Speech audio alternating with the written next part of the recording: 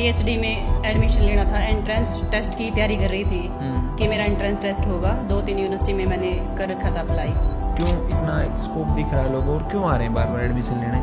क्योंकि जो 3 महीने में आप सिखा रहे हैं ना दीदी, वो 3 साल में पॉसिबल। सच बोलूँ तो उनका जाने का मन नहीं करता, वो रो के निकलते हैं वहाँ से, और मुझे भी रोना आता है लेकिन मैं दिखाती नहीं।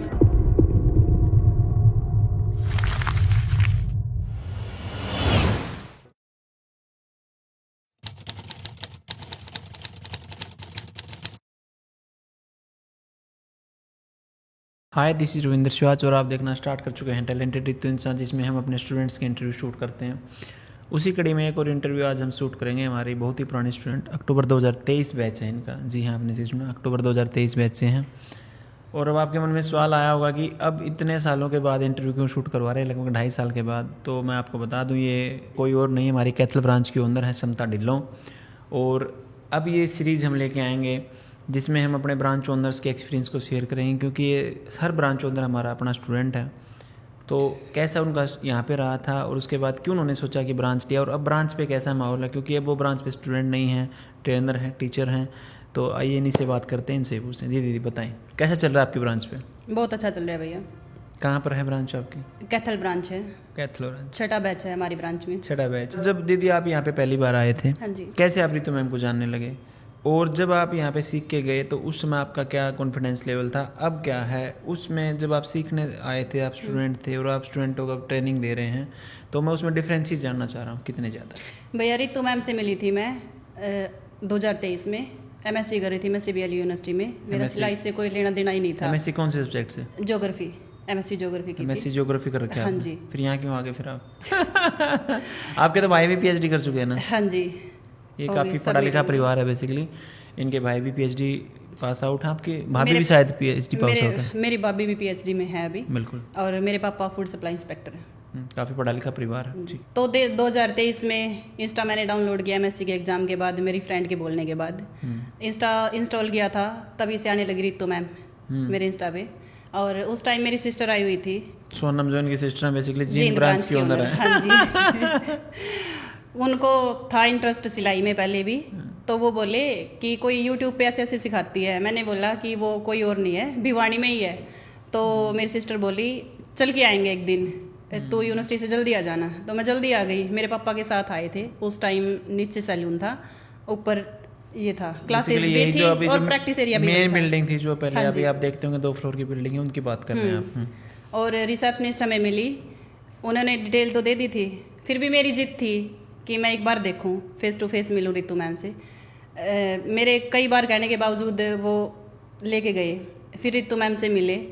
वो मशीन चलाना जो फर्स्ट डे सिखाते हैं, सर्कल था, वो मैंने रील में देखा था और रितु मैम के पास भी वही रखा था।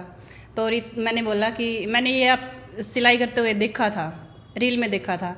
तो रितु मैम बोली कि आप मेरी रील देखते हो? मैंने बोला हाँ यस मैम देखती हूँ। तो थैंक यू बोला था रितु मैम ने उस टाइम, लेकिन मुझे उस टाइम भी कोई इंटरेस्ट नहीं था। रितु मैम में इंटरेस्ट था बट सिलाई में नहीं था। तो मेरी सिस्टर का एडमिशन करवाया, उसके साथ मेरा भी करवा लिया था। मैं पढ़ाई भी कर रही थी, मुझे बुटीक के लेवल का तो मुझे नहीं सीखना था, बस ये था कि मैं मेरा सीख जाऊँ, अपना अपना सीख जाए। हाँ जी। क्योंकि बाहर जो सूट सिलवाए थे वो अनफिट थे, थोड़ा थोड़ा मुझे पहले भी आता था। कभी आई मैं, कभी नहीं आई। फिर आप कभी आए और कभी नहीं आए, बेसिकली आपने क्लासेस प्रॉपर्ली ज्वाइन नहीं किया, आपका ऐसा कहना है। तो फिर सीखा कैसे आपने? भैया क्लासेस थी मेरे पास, जो रिकॉर्डेड बैच होता हाँ है, जी, उससे कवर किया आपने? हाँ क्योंकि जी। उस टाइम पे आपकी क्लासेस यूनिवर्सिटी की भी चल रही थी, ऐसा? हाँ जी, हाँ जी, हाँ जी।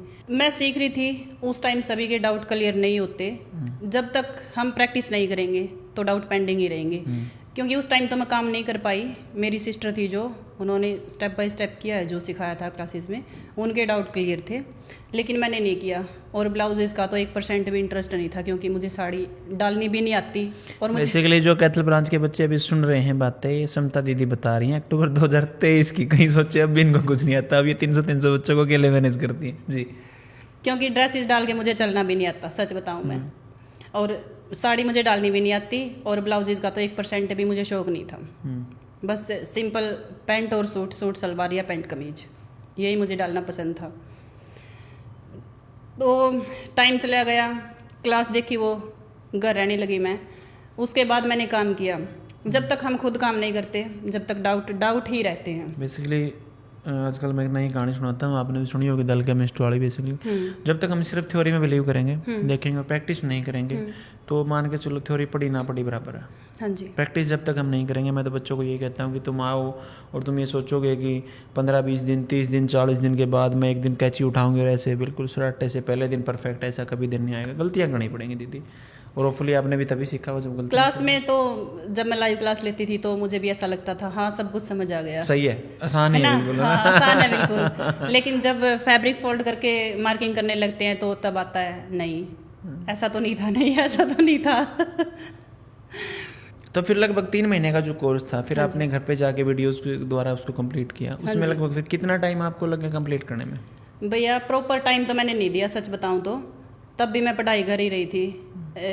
क्लासेस कंप्लीट होने के बाद फिर मैंने नेट जेआरएफ की तैयारी स्टार्ट कर दी थी। उसके बाद फिर मैंने पीजीडीसीए की है एमएससी के बाद, और उसके बाद भी मैंने जियो इन्फॉर्मेटिक्स किया है। ये क्या होता है? जीआईएस का डिप्लोमा है भैया, रिमोट सेंसिंग जीआईएस ड्रोन का। तो फिर आप इतना पढ़ के कहाँ फंस गए फिर आप? इतना पढ़ने के बावजूद भैया जॉब मिली मुझे, कंपनी से ऑफर लेटर आई 3 कंपनी से। वो जॉब मिली मुझे 30,000 की। देखो पॉसिबल नहीं था कि मैं मेरी फैमिली को छोड़ के जाऊं, जिन्होंने इतना सपोर्ट करके मैं पढ़ाई हूँ। शादी के बाद मेरी पढ़ाई हुई थी। मतलब आप मान के चले एमएससी आपने की 12, 3, 15, 2, 17, 18 साल पढ़ाई के बाद आपको 30,000 रुपये की जॉब ऑफर हुई थी, ऐसा? हाँ जी। और एक स्पेशलाइज्ड फील्ड में आपने काम किया है। हाँ जी। तो पॉसिबल नहीं था कि 30,000 सैलरी में मेरा परिवार का गुजारा उसकी। तो फिर मुझे लगा बुटीक वाले 1,00,000 1.5 लाख रुपए महीना कमा रहे हैं और अपनी फैमिली को भी बहुत अच्छे से हैंडल कर रहे हैं। तो मुझे याद आया कि वाह मैं टैलेंटेड रितु इंसा की स्टूडेंट हूँ। भूल गए थे आप? हाँ जी। फिर जींद वाली ब्रांच हमने ले ली थी। 1 जून की मेरी ज्वाइनिंग थी। मेरे हस्बैंड बोल रहे थे कोई नहीं थोड़े दिन एक्सपीरियंस करो। फिर मैं और मेरे भैया सुदीप लाइब्रेरी में थे, और सुदीप भैया बोले कि चलो खाना खाने चलते हैं घर। मैं मेरे ससुराल से आती थी। जींद की बात है? हाँ जी, मेरे भैया मेरे घर से आते थे। फिर उन्होंने बोला कि तू भी तो टैलेंटेड रितु इंसा की स्टूडेंट है, एक और ब्रांच ले लेते हैं, कंपनी में काम करने से अच्छा था। मैंने बोला कि हाँ आइडिया तो अच्छा है, लेकिन एक बार बात करो मेरे हस्बैंड से। मेरे हस्बैंड से उन्होंने बात की। फिर वो बोले एक बार फैमिली वालों को बोल देते हैं। फिर आपके पास शायद भैया ने कॉल की थी कि कैथल वाली ब्रांच ऐसे ऐसे मत देना किसी को मेरी सिस्टर बोल रहे हैं लेने की। क्योंकि जब से हमने ब्रांचेस देना स्टार्ट किए हैं हरियाणा के लिए, तो आप मान के चलो दीदी, एक जिले से 18, 20, 30 लोगों को हमने मना किया। और फिर बाहर से भी मान के चलो, अभी भी हमारे पास 250 प्लस क्यूरी पड़ी हुई हैं कि मतलब अलग अलग शहर में ब्रांच चाहिए। लेकिन अब हमने दायरा काफ़ी वो कर दिया है अपना कि भाई इतने ज़्यादा पॉपुलेशन चाहिए, ये चाहिए, वो चाहिए, वो चाहिए। उस चक्कर में और फिर अपने पास पॉसिबिलिटी भी नहीं है कि मतलब जब से आपने आप देखो 30 अप्रैल 2025 को अपन ने पहली ब्रांच ओपन की थी रोहतक की, और 1 साल अभी 30 अप्रैल हुआ नहीं है और अपन ने 32 ब्रांचेज ओपन करती है। मतलब आप सही देखेंगे तो लगभग हर 10 दिन में अपन एक ब्रांच नहीं ओपन की है जी। तो इसलिए तो मतलब सुदीप का जो फ़ोन आया था कैथल का, क्योंकि उस टाइम पे भी हमारी बात चल रही होंगी कहीं ना कहीं। 3 बोल रहे थे आप आए थे कॉल? हाँ, कॉल आ रखी थी और शायद हमने लोकेशन देखने के लिए जाना था आपको ब्रांच देने से पहले। फिर लाइब्रेरी में बैठ के भी मैं पीएचडी में एडमिशन लेना था, एंट्रेंस टेस्ट की तैयारी कर रही थी कि मेरा एंट्रेंस टेस्ट होगा। 2-3 यूनिवर्सिटी में मैंने कर रखा था अप्लाई। फिर एकदम से मेरा फील्ड चेंज हो गया। मुझे याद आया मैं टैलेंटेड रितु इंसा की स्टूडेंट हूँ, इतनी पढ़ाई के बावजूद भी दर दर की ठोकरें खानी पड़ी, तो आखिर में स्किल ही काम आई। यमुनानगर में अभी गया था विजिट पे, तो वहाँ पे एक काफ़ी एज्ड हमारी स्टूडेंट थी, लगभग 60 के करीब की। तो उसने एक बात कही थी गुड़िया कि गुण आपका माई का ना बाप का। बेसिकली जो स्किल हमने सीखी है ना, वो मरते दम तक हमारे साथ ही रहेगी। उसको माँ बाप भाई बहन कोई ना तो बंटवा सकता है। और मैं तो अब बच्चों को यही कहता हूँ, जैसे आप कैथल विजिट करने भी गए थे उस कॉलेज में, तो वहाँ की प्रिंसिपल ने कितनी अच्छी बात कही थी कि जब हमारी एज थी, जब छुट्टियाँ होती थी तो हमारी माँ कहती थी भाई एम्ब्रॉयडरी सीख ले, कुछ स्किल सीख ले, सिलाई सीख ले, भाई जैसे पहले दरी भरते थे दरी भरना सीख ले, कुछ ही सीख ले जिससे तेरे हो सकता है इन फ्यूचर मालिक ना करे कोई ऐसी नौबत देखनी पड़ जाए जिसको हम अच्छे से भाई टैकल ना कर पाएँ, तो कोई तो स्किल हो जिससे हम अपने बच्चों को अपने परिवार को थाम सकें। और अभी आप देखेंगे कि अपने पास कितने स्टूडेंट आते हैं, आपने भी देखा होगा कितने काफ़ी घरों के ऐसे स्टूडेंट आते हैं जिनके घर में पैसे नहीं होते। तो मान के चलो जब उनके हाथ में कोई स्किल होगी तभी तो वो परिवार में आगे बढ़ पाएंगे। और अब जो हमारी एजुकेशन है, जैसे मैंने AA कर रखी है, आपने भी पता नहीं MA कर रखा कौन से कोर्स बताए, इन्होंने तो अलग ही बताए हैं। तो आप समझो उस कोर्स को अगर हम तरीके से देखें, अगर स्किल नहीं सिखाएगी, प्रैक्टिकल नहीं सिखाएगा तो क्या करें हम उनका। थ्योरी पे ज़्यादा फोकस है, प्रैक्टिकल नॉलेज नहीं दी जा रही। अब जैसे पटियाला में एक ब्रांच विजिट पे गया तो वहाँ पे एक स्टूडेंट थी, उसने BSc MSc कर रखी थी फैशन डिज़ाइनिंग से, और कह रही भैया मैंने 5 साल वेस्ट करके भी वहाँ वेस्ट नहीं, कम से कम तूने इन्वेस्ट बोल उनको कि मैंने इन्वेस्ट किया, लेकिन आउटकम था वैसा नहीं आ पाया होगा। अब आप समझो कि क्यों टैलेंटेड इतनी इंसान की इतनी ब्रांचेज हो पाई, और क्यों इतना स्कोप दिख रहा है लोगों, और क्यों आ रहे हैं बार बार एडमिशन लेने, क्योंकि जो 3 महीने में आप सिखा रहे हैं ना दीदी, वो 3 साल में पॉसिबल नहीं है। बच्चे लास्ट में बोल के जाते हैं भैया, और लास्ट में मैंने आज तक कोई बच्चा ऐसा नहीं देखा होगा। आप किसी बच्चे से आप भी अपनी ब्रांच से पूछ लेना, यहाँ पूछ लेना चाहे भी जाके, 3 महीने बाद आप उनसे पूछना जो क्या आपसे फीस लेगी है, जायज़ है, हर बच्चा ये कहेगा नहीं जी बहुत कम है। नहीं, वो बोल के जाते हैं 1 महीने में ही कंप्लीट हो जाती है वो हमारी। क्योंकि मशीनें चलाते हैं, फिर वो AC लगी हैं, प्रेस लगी हुई है, सारी कहानियाँ हैं। ओके, फिर जो आपका डिसीजन था ब्रांच लेने का, हम बार बार मुद्दे से भटक रहे हैं हम, तो क्या क्या उसमें अड़चने आई, किस किस ने आपका सपोर्ट किया? नहीं, मेरे हस्बैंड ने बहुत सपोर्ट किया। मेरे ससुर हैं जो मेरे पापा की तरह मेरी देख रेख करते हैं, रियल में मेरे साथ लग के काम करवाते हैं, बहुत अच्छे हैं। उनने भी बहुत सपोर्ट किया, और हस्बैंड ने भी मेरे सपोर्ट किया बहुत ज़्यादा, और भैया तो मेरे लक्ष्मण जैसे हैं। भैया इनके लक्ष्मण जैसे पक्के हैं, इस बात में कोई दो राय नहीं है। और एक्चुअल में मतलब कलयुग में ऐसे भैया होना बहुत ही मुश्किल है। बहुत अच्छे हैं सुदीप भाई, और आपको उनको भी लाना चाहिए था वैसे इंटरव्यू के लिए, क्या है? नहीं, स्कूल में गए हैं। अच्छा, स्कूल में पढ़ा रहे हैं अभी? हाँ जी। ओके, फिर आपने कैथल ब्रांच ओपनिंग की, पहली बार कितने एडमिशन आए थे आपके? पहली बार 150 प्लस। हाँ जी। उसके बाद 130 थे शायद। 130 प्लस, मतलब अच्छा खासा काम रहा है इनका, और कुल मिला के ठीक है, अच्छा है होपफुली। और ये लगे रहेंगे, अभी भी इनके लगभग 80-90-100 प्लस स्टूडेंट आएंगे। जब हम इस इंटरव्यू को शूट करें मई बैच से पहले, अप्रैल बैच के स्टूडेंट, मई में तो 100 प्लस आ ही जाएंगे। तो आपकी ब्रांच पे कैसा माहौल है बच्चों का? बहुत पॉजिटिव माहौल है भैया, बहुत अच्छे बच्चे हैं हमारी ब्रांच के जो गई हैं। 70 प्लस एज की भी आई हैं, अभी जनवरी बैच की थी, देखा होगा अपनी रैंप वॉक देखी थी। हाँ जी, बहुत अटैच हैं बच्चे रितु मैम से भी और मेरे से भी।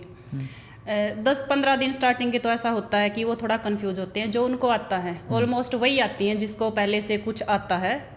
50% वो आती है, और 50% वो भी आते हैं जिसको सुई में धागा भी नहीं डालना आता। वो बहुत अच्छा मतलब सीखते हैं स्टार्टिंग से, जिसको सुई में धागा भी नहीं डालना आता। जिसको आता है वो कंफ्यूज रहते हो, जो उनको आता है वो उनके ऊपर हैवी रहता है। क्योंकि अभी मैं एक बुक पढ़ रहा था और उसमें लिखा हुआ था कि बेसिकली दोबारा सोचना, रीथिंकिंग करना ना सबसे बड़ा प्रोसेस है दिमाग के लिए, क्योंकि जो उसने पहले सीख रखा है ना, वो मान नहीं सकता वो गलत था। वो हैवी होता है उसके और मान के चलो, जो बच्चे अपने पास आते हैं, ऐसे भी बच्चे आए हमारे पास, तो यहाँ तो 3-3, 4-4 लाख रुपए कमाते थे पहले बुटीक से। फिर उनसे पूछते क्या भाई क्यों आए यहाँ पे, तो वो यही बोलते थे कि भैया जो मतलब मज़ा आना चाहिए ना हमें, जो सिलाई करते हुए, या कई हम मास्टरों के बिल्कुल मास्टर जो काम करते हैं उससे पैसा कमा रहे हैं, तो उसके लिए हम आते हैं। आप समझें, जो निरंतर अपने आप में सुधार करेगा और जो साइंटिफिक नेचर का आदमी होगा कि हाँ हो सकता है ये सही हो, डाउट करेगा, बार बार सोचेगा, वो आगे बढ़ जाएगा।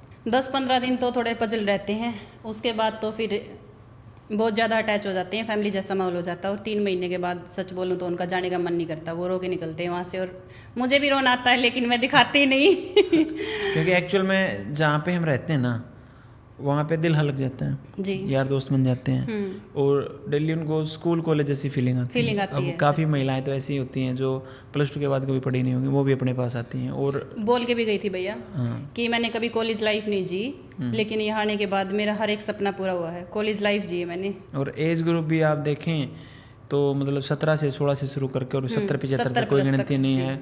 और अगर आप आय की असमानताएं देखेंगे तो ऐसे बच्चे भी आते हैं जिनके घर पे खाने को गेहूँ नहीं है, और ऐसे भी आते हैं जिनके घर में MP MLA हैं, सभी आते हैं।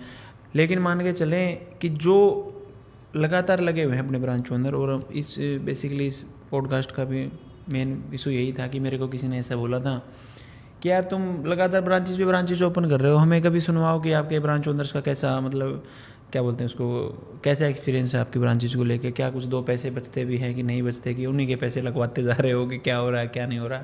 और आधे बच्चों को 95% से ऊपर तो, क्योंकि आज तक हमने पब्लिक ही नहीं किया, यही नहीं पता कि हम फ्रेंचाइजी देते हैं खुद ही खोलते हैं मतलब कोई भी बच्चा आप समझें जिसको ये नहीं पता कि फ्रेंचाइजी है खुद की, क्योंकि हम इसको शेयर ही नहीं करते कभी, हमने कभी ना कभी ऐड चलाई ब्रांचेज के लिए। और मतलब आप शायद जान के हैरान हो जाएंगे, कोई भी बड़ा ब्रांड आज तक हुआ उसका आप इतिहास उठा लेना, उसने कभी भी फ्रेंचाइजी मॉडल अडोप्ट करने से पहले उसने क्या किया पता है? उसने सबसे पहले खुद के स्टोर ओपन किए हैं। खुद के स्टोर ओपन करने के बाद जब लोगों को विश्वास हुआ कि हाँ ये चल जाएगा, ये चल रहे हैं इनके स्टोर, उसके बाद लोगों ने इन्वेस्ट करना स्टार्ट किया। और टैलेंटेड रितिन साहब अपने आप में चमत्कार है इस चीज़ में कि हमने पहले से लेके आज तक सारे फ्रेंचाइजी मॉडल पे दी हैं।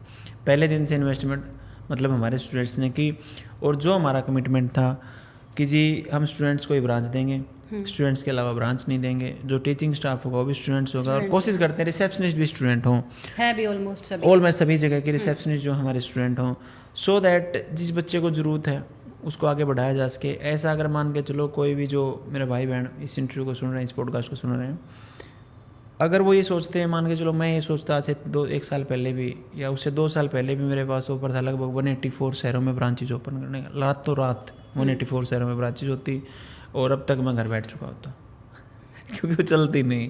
अब आप समझें, कोई भी ब्रांच जैसे ओपन की, जैसे आपकी ब्रांच जब हमने ओपन की तो हमारी तरफ से सपोर्ट गया होगा, रिसेप्शनिस्ट गई होंगी, टीचिंग स्टाफ गया होगा, स्टेबल करवाया गया होगा आपकी ब्रांच को, उसके बाद आपको हैंड ओवर करके छोड़ दिया कि दीदी अब आप संभालिए।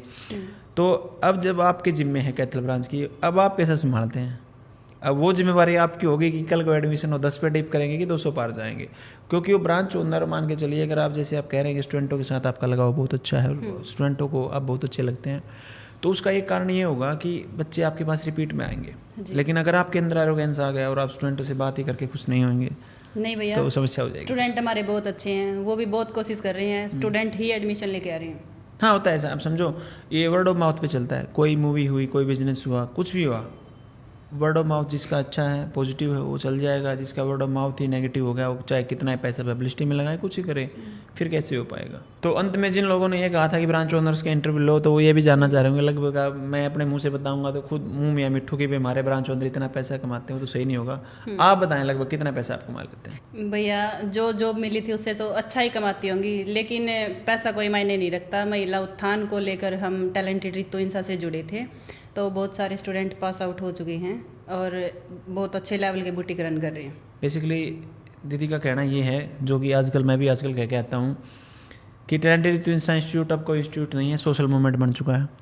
और इस सोशल मूवमेंट के जरिए, और मान के चलो जैसे जब तक समता दीदी जैसे ब्रांच ओनर्स और स्टूडेंट हमारे पास जुड़ते रहेंगे, जो महिला उत्थान को आगे बढ़ाने में हमारी मदद करेंगे। अब जैसे आप इनको देखो, आप ये तो नहीं बोल पाई, मैं बोलता हूँ इनकी जगह ये क्या करते हैं, इनकी सोशल मीडिया पेज को आप देखना कभी, ये स्कूल्स में जाते हैं, ये गाँव में जाते हैं, पंचायतों से मिलते हैं, आशा वर्कर से मिलते हैं, सबसे मिलते हैं जाके, और सिर्फ एक ही मुहिम को आगे बढ़ा के कि भाई बच्चों को स्किल्ड कीजिए, स्किल्ड कीजिए, स्किल्ड कीजिए। ऐसा नहीं कि हमारे पास ही सीखिए, कहीं भी सीखिए, कुछ भी सीखिए। ऐसा नहीं कि सिलाई सीखिए, कुछ और काम सीखिए, कोई भी, चाहे बाइक ठीक करना सीखिए, चाहे आप मान के चलो सैलून का सीखिए, कुछ भी सीखो। इंसान को कुछ ना कुछ स्किल्ड होना बहुत ज़रूरी है, क्योंकि फिर वही बात, गुण आपका माई का ना बाप का। और इसी मुहिम को साथ लेके, महिला उत्थान की मुहिम को हम साथ लेके आगे बढ़ते हुए पुरजोर कोशिश करेंगे। कैथल में दीदी बहुत अच्छा काम संभाले रखे हैं, और होपफुली बहुत अच्छा काम संभाल रखा है। काफ़ी डाउट्स आपके क्लियर हुए होंगे कि कैसे हमारे ब्रांच ओनर्स हैं, और कैथल ब्रांच के बच्चे इसके नीचे कमेंट करके ज़रूर बताना कि क्या ये जो दीदी कह रही हैं कि क्या इतने प्यार से बच्चों को रखते हैं कि नहीं रखते। कमेंट्स बॉक्स आपके लिए खुला है। मिलते हैं आपसे नेक्स्ट इंटरव्यू में, तब तक के लिए देखते रहिए talented Ritu Insa. Thank you.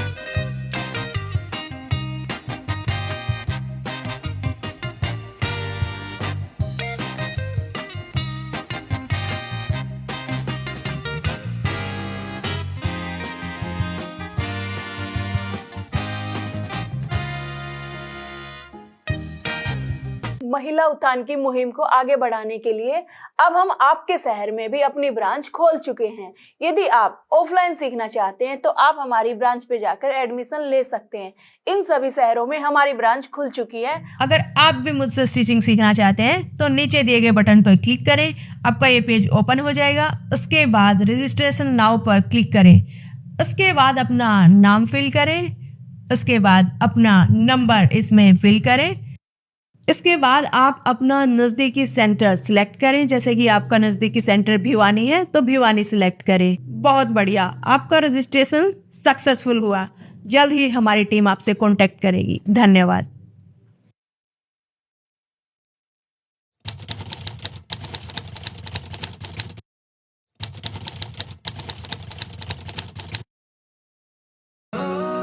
ये तो इंसान नाम है उसका।